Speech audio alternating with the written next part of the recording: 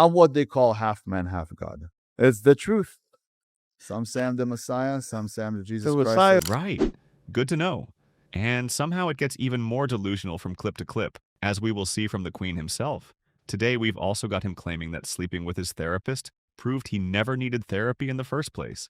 Gypsy going on a full profanity-filled rant, calling Azoulay a pathological liar, which honestly is pretty valid. Vincent Fisher arguing every man has an obligation to get his partner pregnant. And we close on something that actually hits differently. Someone talking honestly about male loneliness and the need for real community. Before we start, make sure you've got something to eat, because this is going to be a movie, and movies are always better with snacks. Let's get into it. I'm what they call half man, half God. It's the truth. Some say I'm the Messiah, some say I'm the Jesus Christ. Messiah, you anointed to do what? What you anointed to do? I'm here to help people achieve a better How you life. doing with it? Pretty well. Again, a lot of people saying that they changed their life forever. There's so many problems. So let's start from the fact that, like I said, everybody's brainwashed. Most people don't know who they are. Right. You ever been to a place and felt like someone is watching you, and then you look back and you could see he's looking at you, and you're like, I felt that. Or sometimes you feel like somebody, you're thinking maybe about your mother or somebody, and they call you, and you're like, I was just thinking about you. It's because we could speak telepathically. We didn't have a language. We became dumber once we start speaking. The pyramids. How do you think the fucking pyramids were built? Listen, I'm strong, okay? I'm strong, I'm big, all that. But I can't build those. No, because I can't lift that. It's actually horrifying. And I think that's actually the first time I've heard Azoulay admit he can't do something. Because usually it's everything. Strongest fighter, best businessman, most dangerous man, can do it all. But the pyramids, that's where he draws the line apparently. Can't build those. Good to know there's at least one thing on the list. We've been eating donuts. We've been eating donuts, doing kind of like whatever we wanted. You're not taking this fight seriously? Really? What is there to take seriously? I'm fighting a clown. I thought it was a joke. I think this whole thing is a joke. You have to understand, some people are trained fighters, some people are trained killers. He doesn't have the killer in his eyes. He's, unless he was John Jones in his prime, or unless he's one of the top people, there is not much that he could show me. You know, nothing I haven't seen before.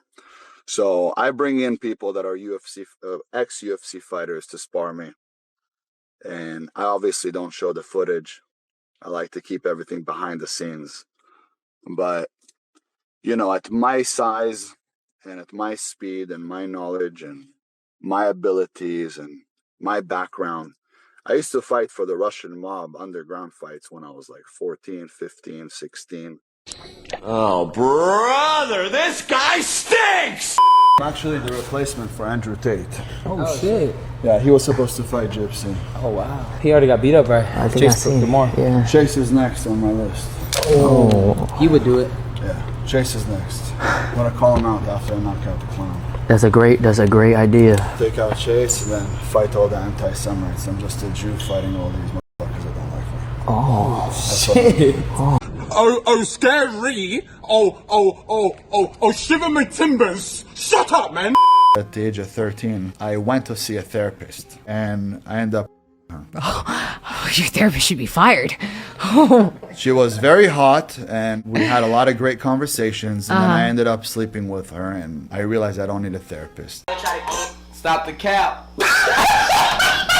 If when we face off, he even looks at me the wrong way, he will go to sleep. What would you do? Knock him out. What punch? Elbow. Is that what you've been training? Is that what you reckon you're best at, your elbows? I'm amazing with my elbows. I'm amazing with my spinning back kicks. I'm just amazing at everything that I do. Everything I touch is like gold. You've been referencing these UFC fighters you've been sparring. Can you name any names? Who have you been sparring? I don't want to name any of them, but the gentleman that you know that's with me, he's the one that brings them around, spars me. Some of them spar me very hard, and they go to me, bro, you're gonna kill the guy. They start feeling bad for Gypsy. I'm extremely fast. I don't know if you've seen any of the videos. I could do backflips, you know, butterfly, flying kicks, and all that. I could do everything, very acrobatic. But I could also bench press 500 pounds. And I also know how to fight. So there is a combination of a hybrid where you're like a half man, half god. Have you ever taken a leg kick before? Oh yeah, many times. So you know how to defend leg kicks, because leg kicks can be quite nasty. They're not that bad if you know how to check it. I used to break baseball bats with my shins. Wow, like Tony Ferguson used to. You sure about that?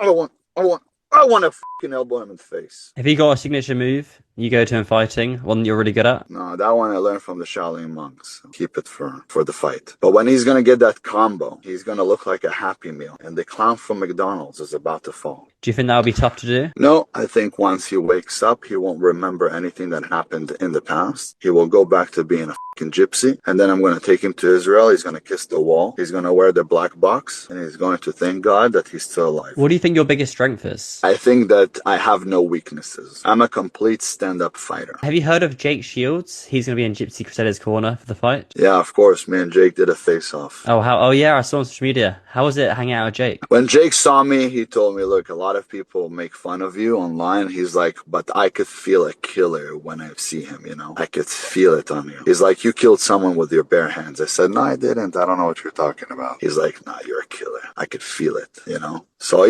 Jake is a good guy. I'm going to convert him too. Honestly, these clips are getting harder and harder to watch at this point. I don't know how to explain it exactly, but every new Azoulay clip just feels more exhausting than the last. There's only so many times you can hear the same claims wrapped in slightly different packaging before it just becomes tiring. We'll keep covering it, but I feel like we're all collectively running low on reactions to this one.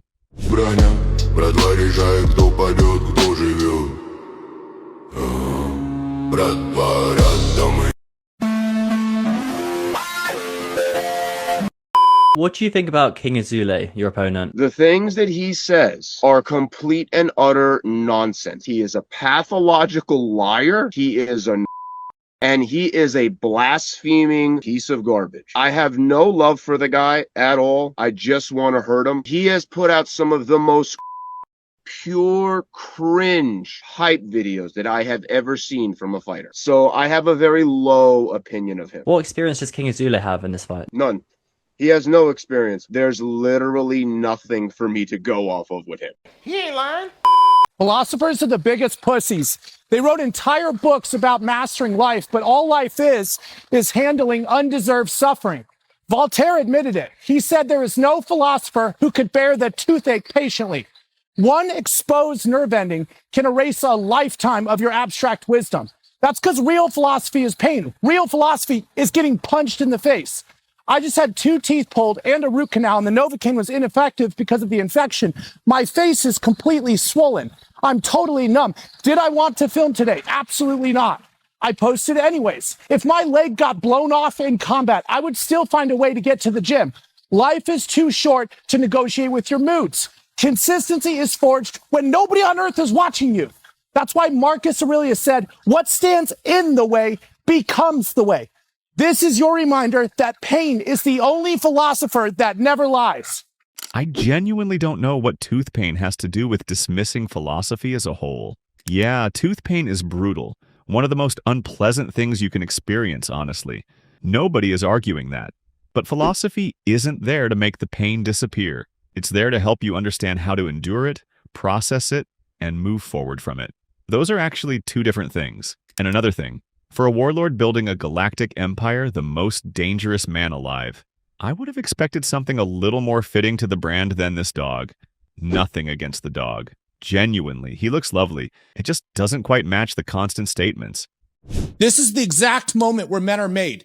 The moment the world turns its back on you, your name gets dragged through the mud. Lies spread, allegations, betrayal, asset seizures. Overnight, you become radioactive to touch. People who once praised you pretend they never even knew you. That's good. When nobody is coming to save you, you stop looking for permission. You tap into something ancient inside of yourself. It's older than approval, older than fear. It's you against the world. If your downfall was catastrophic, make your comeback legendary. Actually, there's something real in that. When everything falls apart at once, your friend group splits, your relationship ends, you get sick, you lose your job, you don't know what direction you're supposed to be going anymore. That's genuinely overwhelming. And in those moments, it's often easier to see the end of something than a new beginning. But in those moments, give yourself some time. Actually process what happened. And then ask yourself what you actually wanted to do. Not for someone else. Not to impress anyone. What you genuinely wanted that maybe you never got to because something was always holding you back.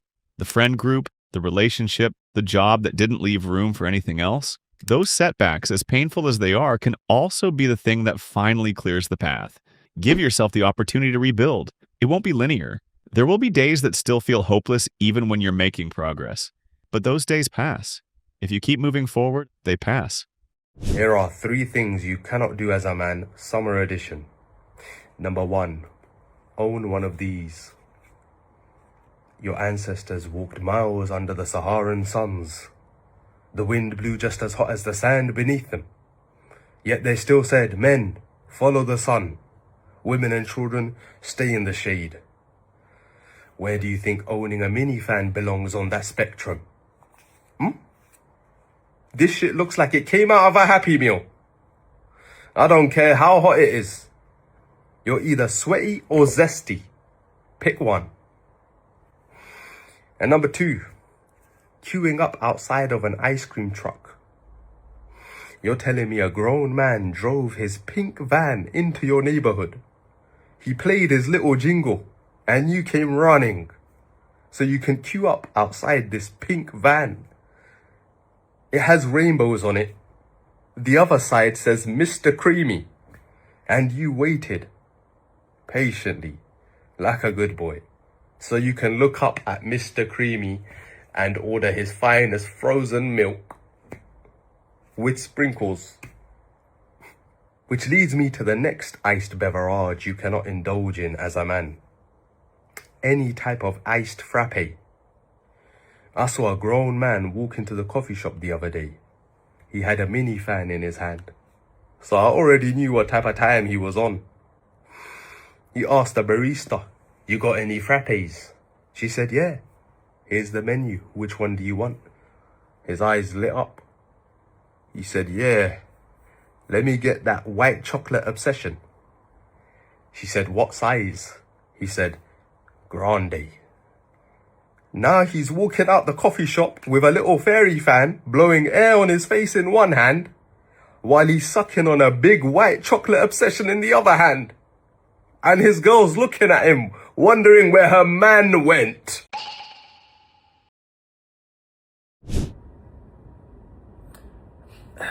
I mean, listen, as a man, if you have a woman, you didn't get her pregnant, what the fuck are you doing? The fuck do you have a girl for? An accessory? We need to produce children. I'm trying to fucking repopulate. Well, Vince, I wrapped up. I'm not ready for a kid yet. Nigga, get the kid and figure it out later. Why do you think you see so many successful entrepreneurs saying, I do this for my son? You think that's a fucking coincidence, fam? I'm life maxing. No, don't just get someone pregnant and figure it out later. Having kids is genuinely great. Nothing against that at all. But it comes with real responsibility. You need to be present. You need to have the capacity to actually be there for that child consistently. Time, energy, stability, all of it. If you can't provide that, don't rush into it just to prove something about your masculinity. That said, with very little sympathy for this guy in general, congratulations on his kid. I genuinely hope everything goes well and that his child comes into the world healthy. That part I mean sincerely.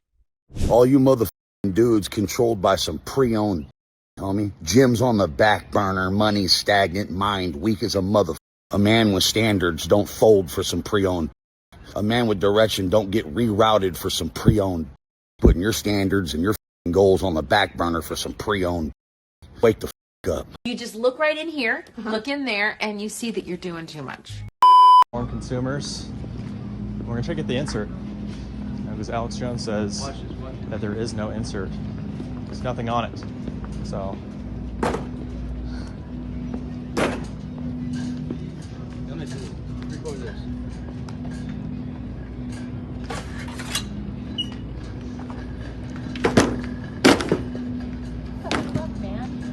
It's disgusting. That's devil worship. That's devil worship. That's devil worship. Call it off. It's like a $10 sign. Yeah, I got that. End it. What an idiot! Oh, what a loser!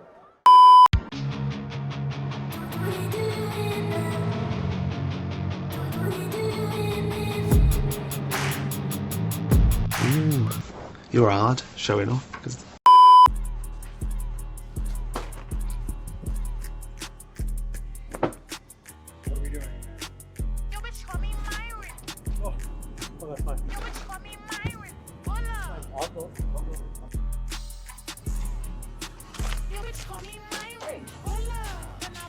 What the fuck is your issue, dude?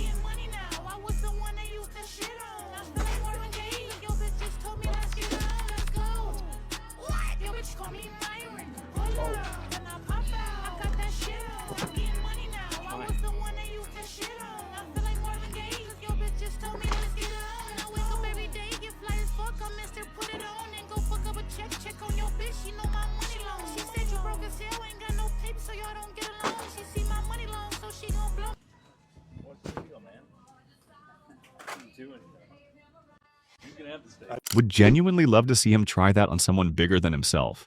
What is actually going through his head thinking this is valid content?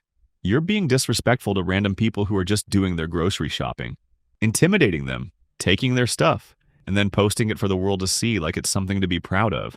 That's not confidence. That's just someone picking on people he thinks won't fight back. I think most men are lonely. I don't care if you're 22 or 52. I think most men are lonely. We have followers and no friends. We have group chats, but nobody we can call when life gets hard. We have drinking buddies, but no brotherhood. Men are starving for community and purpose. I genuinely believe one of the reasons addiction is so prevalent among mainly men is because we're doing life alone. We're trying to become disciplined by ourselves, get sober by ourselves, build businesses by ourselves. You were not designed to do life alone. The strongest thing you can do as a man is not pretending you have it all figured out. It's having the humility day in and day out to ask for help when you don't. And that's probably very true for a lot of people watching this right now. From my own experience, I can only agree. There are still a lot of days where I feel quite lonely. Even when on paper, everything seems fine. I have a job, I'm healthy, I enjoy making these videos. Reading your comments means a lot to me. And I have some good people around me, but I still feel lost from time to time. And honestly, it's not easy for me to open up about that either. What helps me in those moments is to just go out, meet up with people. Even if I don't open up about what's bothering me, just being around others makes it feel lighter somehow. And on the days where there's genuinely nobody to hang out with, I set myself small goals and tasks. Work on videos, do sport, even just household tasks. Small achievements you can build on, things that give you a sense of forward movement, even on the heavy days. Maybe some of that helps you too. You're not alone in feeling this way, even when it really feels like it. Take care of yourselves out there.